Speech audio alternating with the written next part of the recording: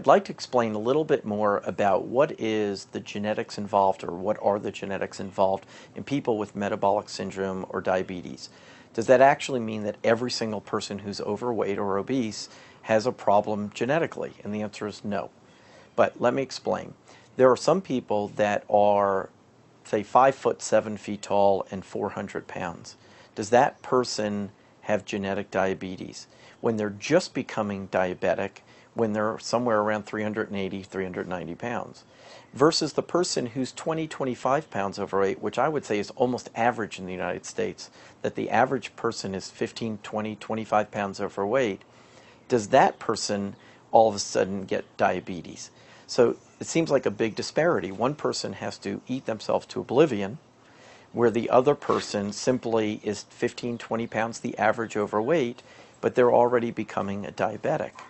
So the person who's the lighter person, who got the diabetes at an earlier number, probably is the person who has more of the genetics.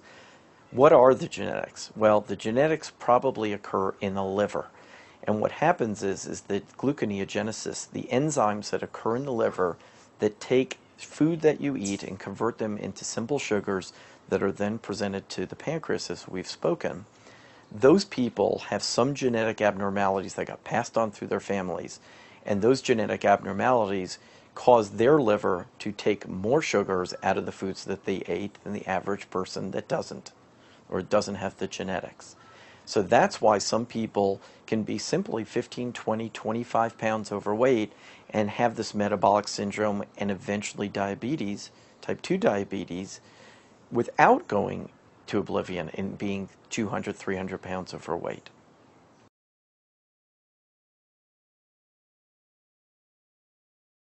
Let me talk a little bit about the diagnosis of metabolic syndrome and type 2 diabetes.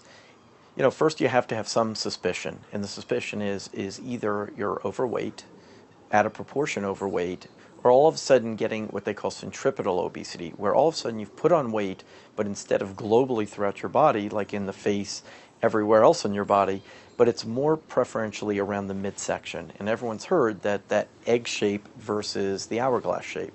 So when you get the weight along the midsection proportionally higher, it's a suspicion for us as physicians. Number two is people with metabolic syndrome are not usually hyperglycemic. In other words, if you came into an office setting and we checked your sugar level, there's a limitation on the test. For example, the sugar will only measure, or the test will only measure glucose that is free glucose, not bound to insulin. Therefore, some people that have very high insulins and very high glucose levels, but they're matched, you may not show up as hyperglycemia like a diabetic. So for type 2 diabetes, obviously you check glucose levels, it would be elevated and it's an easy diagnosis. So what about that pre-diabetic, or that person on their way to type 2 diabetes? How do we diagnose them if the sugar or the glucose is not an accurate indicator? And the best way to do that is by testing what they call fasting insulin levels. And fasting insulin levels is something that actually has to be ordered by your physician that actually is looking for the syndrome. And if we find that your insulin levels are elevated when you're fasting, just like they would be in a type 2 diabetic, that gives us our answer to then something to attack with medication, diet, and exercise.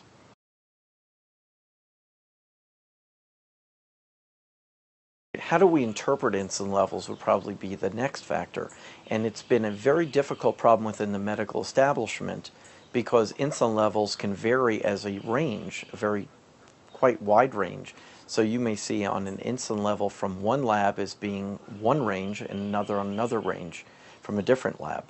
And doctors really typically look, if they're not trained in this, at high versus normal. So if a lab comes back in the normal range, which is quite wide, they may say, it's normal, and that's the end of your treatment or your diagnosis at that point. What we're looking at classically in reality is that insulin levels correlate very well with glucose levels and with people's metabolic syndrome, as well as with treatment. So you can use insulin levels as well as weight to follow people's improvements. So we are looking now in the range of less than 10, maybe even less than 7, depending upon the person, as being an average normal target for looking for insulin levels for treatment.